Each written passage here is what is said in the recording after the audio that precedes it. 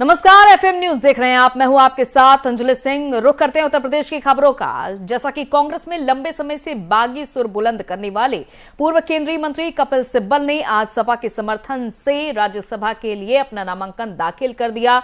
नामांकन दाखिल करने के बाद उन्होंने कहा कि 16 मई को ही वो कांग्रेस से इस्तीफा दे चुके हैं। समाजवादी पार्टी से समर्थन से राज्यसभा के लिए निर्दलीय उम्मीदवार के तौर पर नामांकन दाखिल करने के बाद उन्होंने इसका खुलासा किया। नामांकन दाखिल करने के बाद उन्होंने कहा, हम विपक्ष में रहकर एक गठबंधन बनाना चाहते हैं ताकि मोदी सरकार का विरोध करें।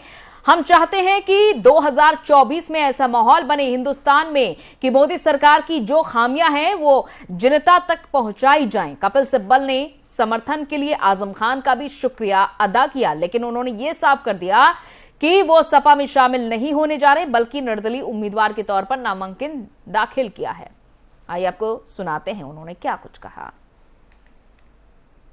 By the fact that we are members of political parties and we have to therefore abide by the discipline of those parties. But I think it is important to be an independent voice. और मैं समझता हूँ कि जब एक निर्दलीय की आवाज़ उठेगी तो वो लोगों को फिर ऐसा लगेगा कि किसी पार्टी से जुड़े हुए नहीं हैं, लेकिन देखिए हम विपक्ष में रह के हम एक गठबंधन बनाना चाहते हैं, सभी का गठबंधन, ताकि हम मोदी सरकार का विरोध करें। हम चाहते हैं कि 2024 में एक ऐसा माहौल बने हिंदुस्तान में कि मोदी सरकार की जो खामियां हैं वो जनता तक पहुंचाई जाएं, और हम इसका प्रयास करेंगे। मैं खुद इसमें अपना इसका प्रयास करूंगा। मैंने दे दिया है 16 मई को मैंने कांग्रेस पार्टी से त्याग पत्र दे दिया है। 16 मई को मैंने त्याग पत्र दे दिया।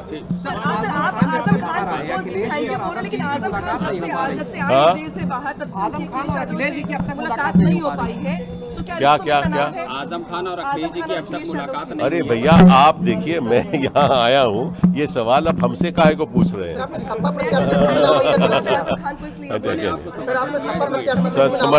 समर्थन सभी ने मुझको दिया है। सारी उत्तर प्रदेश में जो यहाँ दल है उसमें समर्थन मुझे मिला है। उत्तर प्रदेश की कितनी आवाज हम कह सकते हैं राज्यसभा में? देखिए, आपको मालूम है कि कंस्ट्रेंट।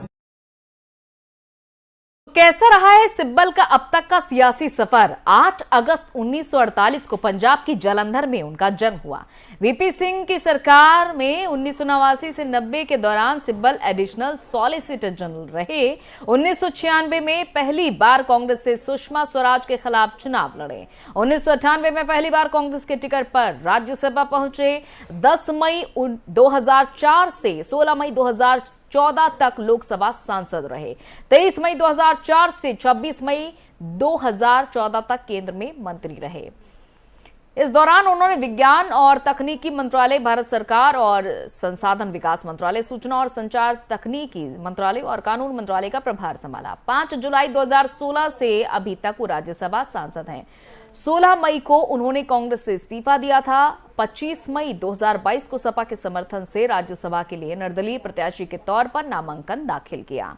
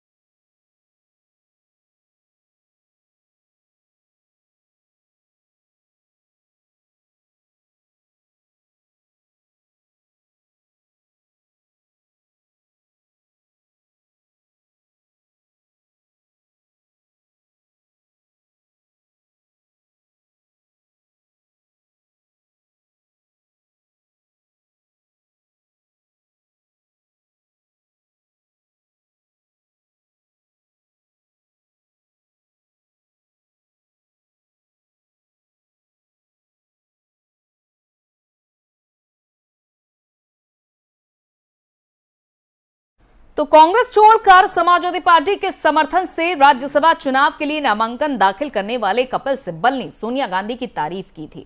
उन्होंने कहा कि मैंने कांग्रेस छोड़ने से पहले राष्ट्रीय अध्यक्ष सोनिया गांधी से मुलाकात की, उनका व्यवहार मेरे प्रति सद्भावपूर्ण था। पार्टी से इस्तीफे को लेकर कपिल सिब्बल ने कहा कि कांग्रेस से इस्तीफा देना आसान नहीं था, परिवार को छोड़ना आसान नहीं था, लेकिन आपको एक वक्त में फैसला लेना ही होता है। कांग्रेस ने मुझे बहुत कुछ दिया है और लेकिन मैं हमेशा एक स्वतंत्र आवाज के तौर पर पहचान रखता हूं। मैं निर्दलीय उम्मीदवार के तौर पर राज्यसभा चुनाव के लिए पर्चा दाखिल कर चुका हूं और समाजवादी पार्टी मुझे समर्थन दे रही है। 16 मई को ही कांग्रेस की सदस्यता से कपिल सिब्बल ने इस्तीफा दे दिया था।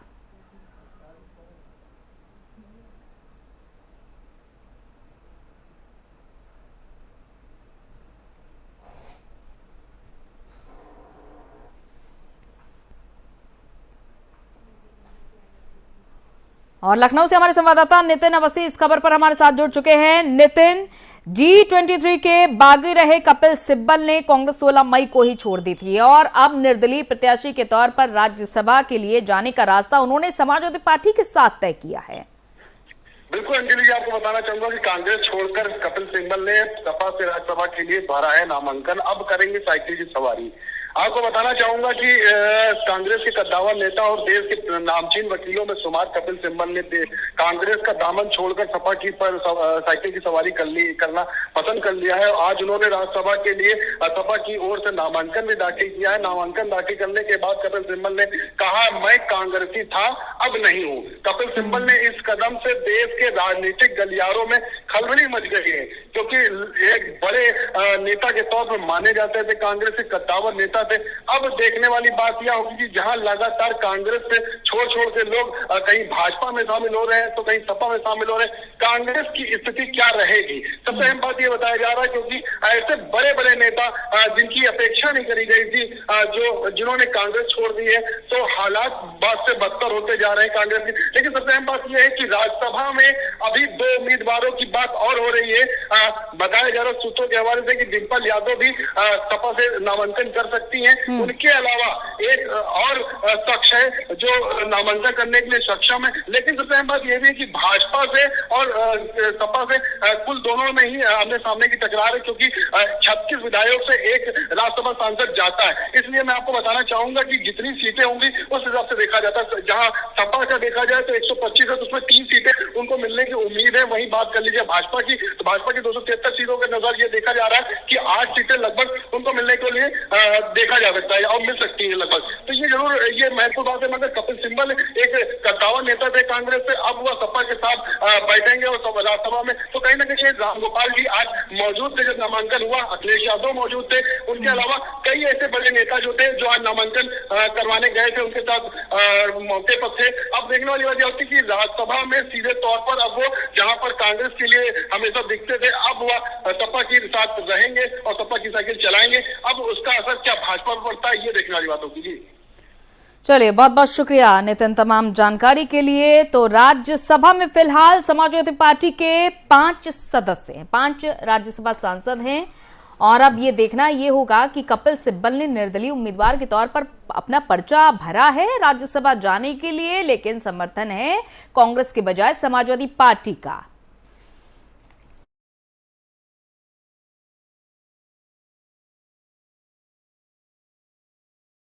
और ज्ञानवापी मस्जिद में मिले कथित शिवलिंग की पूजा की इजाजत मांगने वाली याचिका फास्ट ट्रैक कोर्ट को ट्रांसफर कर दी गई है और अब इस पर 30 मई को सुनवाई होगी। फास्ट ट्रैक कोर्ट में मामले को महेंद्र पांडे सुनेंगे और आज वाराणसी के सिविल कोर्ट ने यह फैसला किया है। दरअसल हिंदू पक्ष ने सिविल कोर्ट में एक याचिका दायर की थी। इसमें ज्ञानवापी मस्जिद हिंदुओं को सौंपने और पूजा की मांग की गई थी। इस पर आज सुनवाई हुई। बता दें कि वाराणसी जिला कोर्ट में चल रहा ज्ञानवापी का मामला दूसरा है, उस पर 26 मई यानी कि कल सुनवाई होगी। सिविल जज सीनियर डिवीजन रवि कुमार दिवाकर की अदालत में इस अलग मामले को लेकर मंगलवार को याचिका दायर की गई थी। ये याचिका विश्व वैदिक सनातन संघ के प्रमुख जितेंद्र सिंह बिसेन की पत्नी और विश्व वैदिक सनातन संघ की अंतर्राष्ट्रीय महामंत्री किरण सिंह की ओर से दाखिल की गई थी।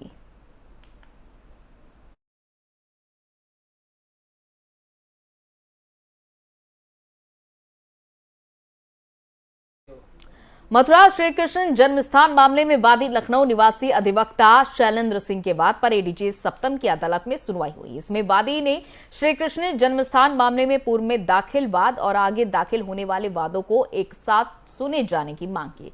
अदालत ने कहा कि पूर्व में दाखिल वादों को एक साथ सुना जा सकता है, लेकिन आगे आने वाले वाद इसमें कैसे शामिल कर सकते हैं, इसे लेकर जो भी निर्णय अदालतों में दिए जाएंगे और वो दाखिल करने को कहा है। इसके लिए अगली सुनवाई के लिए 31 मई की तारीख तय की गई है।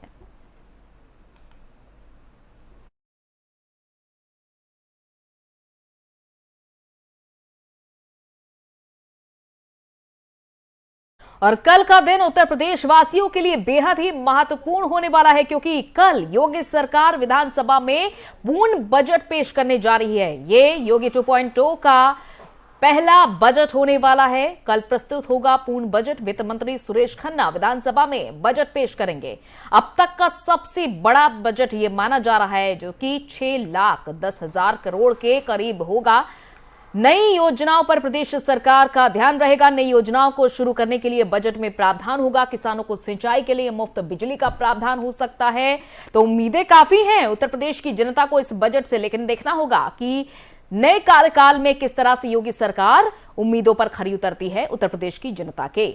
विधवा छात्रों को मुफ्त स्कूटी का भी प्रावधान हो सकता है। 60 साल से ज्यादा उम्र की महिलाओं को मुफ्त परिवहन का भी प्रावधान हो सकता है इस बजट में। योगी आदित्यनाथ की सरकार गुरुवार को यानी कि कल के दिन विधानसभा में उत्तर प्रदेश का यह पूर्ण बजट पेश करने जा रही है। योगी सरकार की तरफ से दूसरे कार्यकाल का यह पहला पूर्ण बजट होगा।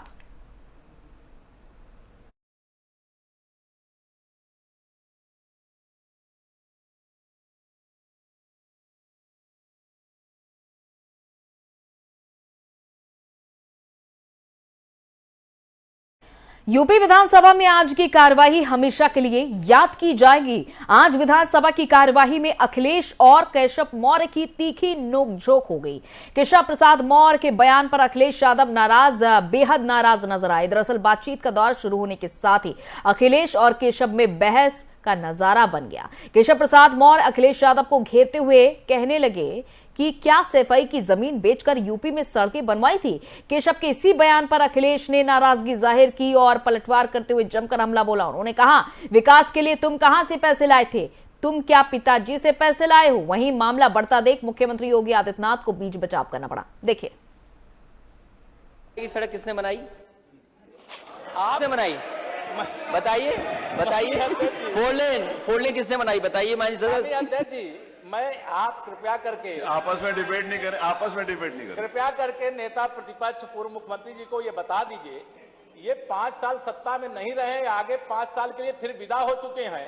2027 में चुनाव आएगा, मैं तो यह मानता हूं कि फिर कमल खिलेगा। फिर आपका अभी कोई भविष्य इस समय नहीं है, लेकिन सड़क किसने बनाई है, एक्सप्रेस किसने बनाया है, मेट्रो किसने बनाई है? जैसे लगता है आपने सैफई की जमीन बेच करके ये सब बनवा दिया है। तुमने तुम अपने पिताजी से पैसा लाते हो बनाने के लिए? तुमने राशन बांटा है तो पिताजी ने क्या बात है? कोई बात है जिले की। और लखनऊ के बांसमंडी चौराहे के निकट प्रशिक्षण और सेवा योजन निदेशालय में आयोजित एक कार्यक्रम में पहुंचे मंत्री कपिल देव अग्रवाल ने विभागीय अधिकारियों की मौजूदगी में प्रशिक्षण और सेवा योजन की गतिविधियों के अनुश्रवण के लिए बटन दबाकर विभागीय स्मार्ट डैशबोर्ड का शुभारंभ किया। इसके उपरांत मंत्री कपिल देव ने सहायक भंडारी पद पर नियुक्त अभ्यर्थियों को नियुक्ति पत्र दिया। कपिल देव अग्रवाल ने कहा कि आज नियुक्ति पत्र पाने वाले अभ्यर्थी अपने अंदर विश्वास रखें, अपने दायित्वों का निर्वहन पूरी निष्ठा और ईमानदारी से करें। नियुक्ति पाने वाले अभ्यर्थियों को अपने अधीनस्थों और अधिकारियों से तालमेल बिठाकर कार्य करें।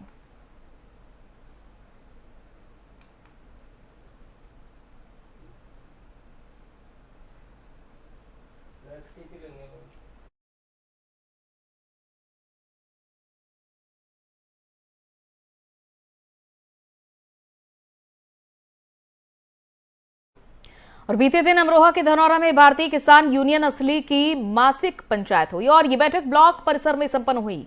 पंचायत में किसानों की बहुत सी समस्याओं पर चर्चा की गई और समस्याओं का निवारण भी किया गया। पंचायत में आवारा पशुओं की समस्या का मुद्दा अहम रहा।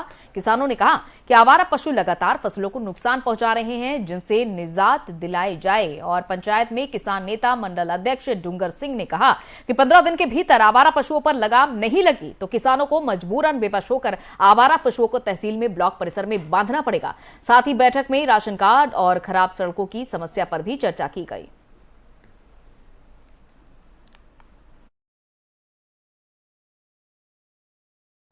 जिले के जो है अधिकारी, पूरा प्रशासन लगभग 5 साल से ये कह रहा है कि गंगा के किनारे किनारे तटबांध बनाया जाएगा। तटबांध तो बनाया गया मगर बीच बीच में छोड़ दिया गया। वो बरसात आने वाली है, उसे पूरा कराने के लिए आज उस पर चर्चा हुई है। और दूसरा, आवारा पशुओं से जो है अधिकारियों से भी कह रहे हैं, डीएम महोदय से भी कह दिया, एसडीएम महोदय से भी कह दिया, बीडीओ साहब से भी कह दिया, कोई सुनवाई नहीं हो रही। तो ये 2 मुख्य समस्याएं रही हैं आज।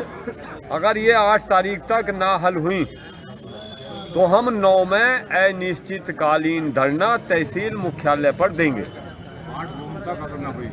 8 जून जो आने वाली 8 तारीख है, जून हम ना जानते ज़्यादा। हाँ, तो 8 तारीख तक ना हुई आने वाली 8 तक, तो 9 में अनिश्चितकालीन धरना दिया जाएगा। और अग्रिम कदम क्या होगा ये समय बताएगा। क्या नाम है आपका? नरेश चौधरी, जिला प्रवक्ता भारतीय किसान यूनियन असली, जनपद अमरोहा। अच्छा, आप यहाँ मीटिंग में जो उपस्थित हुए हैं, आज का जो मेन मुद्दा जो रहा है उसके बारे में बताएं, क्या क्या मुद्दे रहे हैं? ये भारतीय किसान यूनियन असली की मासिक पंचायत महीने में 2 बार होती है, 9 तारीख को और 24 तारीख को। आज 24 तारीख है, तो मासिक बैठक थी और इस मासिक बैठक में किसानों की समस्याओं को लेकर काफ़ी मुद्दे उठे हैं। अच्छा, जो आज के खास मुद्दे उनके बारे में बताएंगे। आज के खास मुद्दों में एक तो आवारा पशुओं को लेकर मुद्दा है। खड़ी फसल को, किसान की खड़ी फसल को नुकसान पहुंचा रहे हैं, इसके लिए हमने ज्ञापन दिया है। और 9 तारीख तक, 8 तारीख तक, 8 जून तक अगर इन पर अंकुश नहीं लगा तो आने वाली 9 जून को भारतीय किसान यूनियन असली के बैनर से जितने भी आवारा पशु क्षेत्र में घूम रहे हैं उन्हें बांध कर लाएंगे और तहसील और ब्लॉक परिसर में बांधेंगे। अच्छा, बांध को लेकर ये एक मुद्दा उठाया, उसके बारे में क्या प्रतिक्रिया रही है? हाँ, खादर क्षेत्र में बांध अधूरा पड़ा है और अब जो समय है बरसात का समय है, इसको दृष्टिगत रखते हुए हमने प्रशासन को अवगत कराया है कि उस बांध को तत्काल पूरा कराया जाए ताकि वहाँ जल भराव की स्थिति पैदा ना हो। उधर आगरा में वाणिज्य कर विभाग ने बड़ी कार्रवाई की है। वाणिज्य कर विभाग की टीम ने एक 7 गोल्ड मोहर गुटखा के सरीन एंड सरीन के 5 ठिकानों सहित विमल और राजकीय पान मसाला विक्रेताओं के करीब 22 ठिकानों पर छापा मारा है। सभी ठिकानों पर विभाग के अधिकारी जांच में जुटे हैं। दस्तावेज खंगाले जा रहे हैं। कागजात, माल और लेन देन की जांच के साथ कंपनियों के मालिकों से पूछताछ भी की जा रही है। बताया जा रहा है कि टैक्स चोरी और कम टर्नओवर दिखाने जैसी शिकायतों पर पान मसाला विक्रेताओं के ठिकानों पर छापा मारा गया है। कई ठिकानों पर कर्मचारियों के फोन और कंप्यूटर, लैपटॉप भी जांच टीम ने कब्जे में लिए हैं।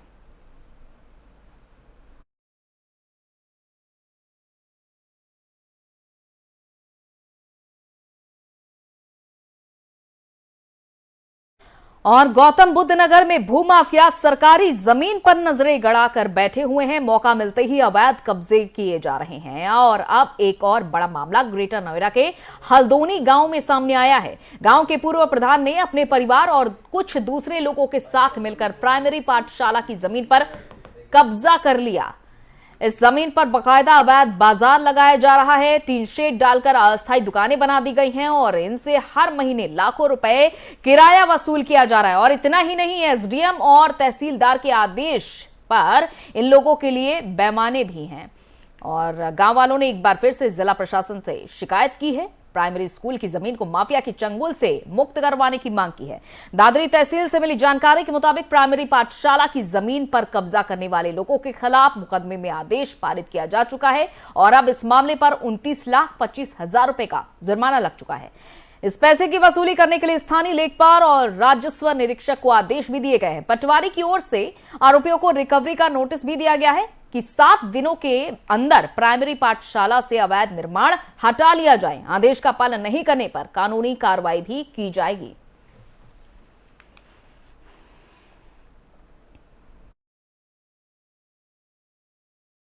दवानी में स्कूल की जमीन पर पूर्व प्रधान ने अपने साथियों के साथ मिलकर अवैध रूप से अस्थायी तौर पर मार्केट बसा दी। जब जिला प्रशासन से इसकी शिकायत की गई तो जिला प्रशासन के अधिकारियों ने कार्रवाई करते हुए पूर्व प्रधान उसके साथियों पर 29 लाख रुपए का जुर्माना लगाते हुए मार्केट को हटाने के आदेश दिए हैं। लेकिन बड़ा सवाल खड़ा होता है कि कैसे लगातार नोएडा और ग्रेटर नोएडा में भू माफियाओं के हौसले बुलंद होते जा रहे हैं और सरकारी जमीनों को इनके द्वारा लगातार कब्जाया जा रहा है। क्या जिला प्रशासन ऐसे लोगों के खिलाफ सख्त कार्रवाई कर पाएगा? कैमरामैन शशांक के साथ ताहिर सैफी, FM न्यूज, ग्रेटर नोएडा। चलिए इसी के साथ उत्तर प्रदेश की खबरों में इतना ही। इजाजत दीजिए, नमस्कार।